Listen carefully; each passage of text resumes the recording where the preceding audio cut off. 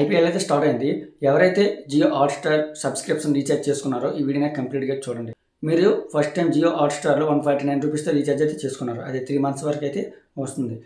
Once మీరు ఈ ఫోన్‌పేతో recharge చేసుకున్నాక ఆటోపేలో స్టోర్ అయిపోతుంది. ఈ సబ్స్క్రిప్షన్ అయిపోయిన తర్వాత నెక్స్ట్ 3 మంత్స్‌కి ఆటోమేటిక్‌గా మీ అకౌంట్‌లో ₹300 అయితే కట్ అయిపోతుంది మీకు తెలియకుండానే. సో వెంటనే దాన్ని ఇప్పుడు డిసేబుల్ చేయాలి. నెక్స్ట్ 3 మంత్స్ మీకు జియో హాట్‌స్టార్ సబ్స్క్రిప్షన్ అవసరం లేకపోవచ్చు. కానీ మీ అకౌంట్‌లో మీకు తెలియకుండానే ఆటోమేటిక్ అమౌంట్ అనేది కట్ అవుతుంది. ఎందుకంటే అది ఆటోపేగా స్టోర్ అయిపోతుందన్నమాట. అది మీ ఫోన్‌పేలో. వెంటనే దాన్ని రిమూవ్ చేసుకోండి. దానికోసం మీరు ఏం చేయాలంటే ఫోన్‌పే ఓపెన్ చేసిన వెంటనే లెఫ్ట్ సైడ్ మీ ప్రొఫైల్ ఫోటో ఉంటుంది కదా, దానిపై క్లిక్ చేయండి. క్లిక్ చేసి అక్కడ మేనేజ్ పేమెంట్స్ ఉంటుంది, దానిపై క్లిక్ చేయండి.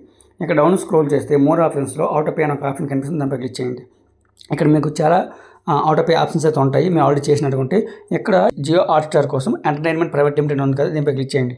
ఇక్కడ మీకు డౌన్ స్క్రోల్ చేస్తే డిలీట్ ఆటోపే అని ఉంటుంది, దానిపై క్లిక్ చేయండి. క్లిక్ చేసిన వెంటనే ఇక్కడ కన్ఫర్మ్ ఉంటుంది. కన్ఫర్మ్పై క్లిక్ చేసి మీ యొక్క యూపీఐ పిన్ అనేది ఎంటర్ చేయండి. ఎంటర్ చేసిన తర్వాత ఆటోపే అనేది క్యాన్సిల్ అయిపోతుంది. క్యాన్సిల్ అయిన తర్వాత ఇక్కడ రిమూవ్ అనే ఆప్షన్ కనిపిస్తుంది ఈ విధంగా.